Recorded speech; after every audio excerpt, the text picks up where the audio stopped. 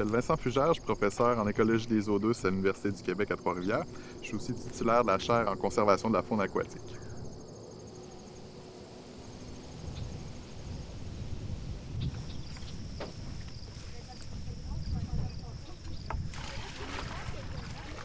On est dans le bassin versant de la rivière Yamaska, donc c'est un petit tributaire de la rivière Yamaska, entouré de champs de soya, de champs de maïs un peu plus loin.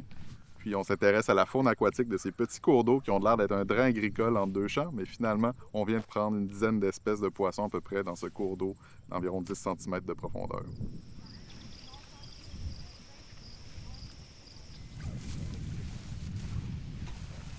Le sujet principal, ça va toujours être l'impact des perturbations multiples ou des stress multiples sur les communautés aquatiques.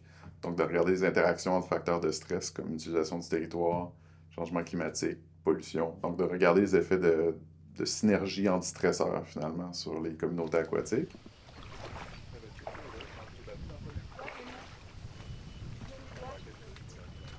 On fait aussi des inventaires terrain pour les données qui sont manquantes. Par exemple, le projet d'Audrey, il n'y a pas au Québec de données d'une série temporelle détaillée des communautés de poissons dans des petits cours d'eau. Donc, si on veut savoir jusqu'à quel point il y a de la variation saisonnière, jusqu'à quel point de canicule ça a un impact sur les poissons, on n'a pas ce genre de données, elles ne sont pas disponibles. Donc là, à ce moment-là, il y a une raison, je pense, d'aller sur le terrain, d'échantillonner vraiment. Est-ce que tu veux m'emmener un autre douleur, s'il te plaît? Pour faire un autre.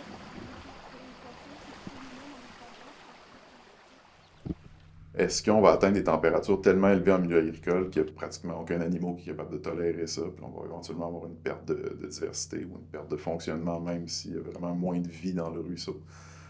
Donc c'est un peu ça le but du projet d'Audrey, c'est de regarder si dans un ruisseau plus chaud, agricole, lorsqu'il y a une canicule, est-ce que l'impact est plus fort que dans un ruisseau froid, forestier. Donc c'est ça sera un exemple de synergie entre changement climatique où les vagues de chaleur sont plus fréquentes, sont plus fortes, puis ces impacts-là pourraient être plus forts en milieu agricole. Donc ça sera une synergie avec l'utilisation du territoire et la déforestation.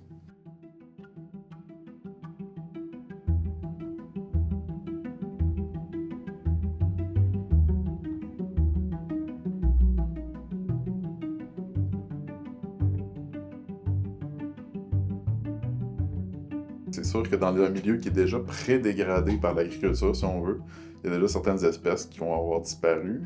Donc les espèces qui restent, est-ce qu'elles sont capables de tolérer les conditions qu'on a encore plus extrêmes éventuellement avec les changements climatiques? On n'a pas encore la réponse à ça. Mais c'est sûr que les espèces qu'on retrouve dans ces milieux-là dégradés, c'est déjà des espèces un peu tolérantes. Donc je pourrais pas dire, ah oui, elles vont toutes disparaître. En fait, c'est pas ça ma prédiction. Je pense qu'il y en a plusieurs qui vont quand même être capables de survivre, même dans des ruisseaux extrêmement dégradés.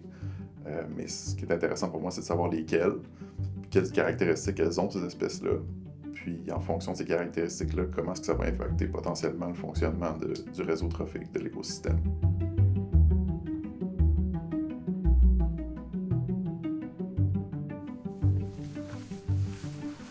Donc, Q1, 2, 41 total. Les petits ruisseaux ils fournissent quand même beaucoup de services écosystémiques. Ils constituent la majorité du réseau hydrologique, en fait. C'est vraiment ça. Mettons, au Québec, je pense que c'est estimé que c'est entre 60 et 80% du réseau linéaire là, des rivières. Mettons qu'on trace toutes les rivières sur une carte. On a principalement des petits cours d'eau.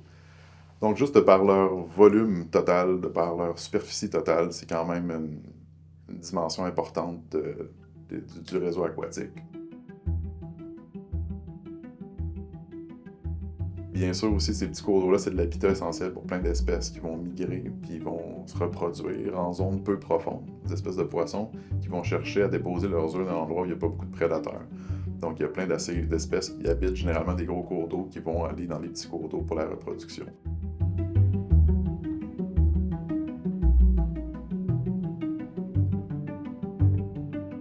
Montérégie, qui est notre lieu fort de la biodiversité. C'est vraiment là qu'on a le plus de diversité de poissons, mais c'est toutes des espèces, en anglais on dirait du rough fish, ou des espèces qui n'ont pas d'intérêt pour la pêche récréative.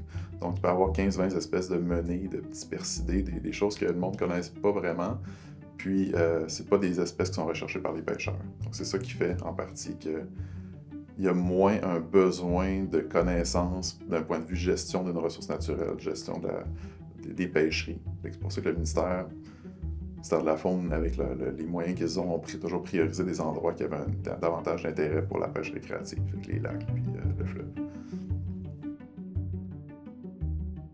Moi, ma perspective, c'est qu'on devrait pas conserver des espèces parce qu'ils ont un rôle fonctionnel, mais juste parce que c'est un peu notre responsabilité d'essayer de préserver la plus grande diversité d'espèces possible. Pas de raison qu'on décide quelles espèces gagnent et perdent les changements mondiaux. Donc, moi, c'est plus une vision plus que faut préserver la biodiversité, pas pour des raisons utilitaires, mais bien pour des raisons éthiques à la base.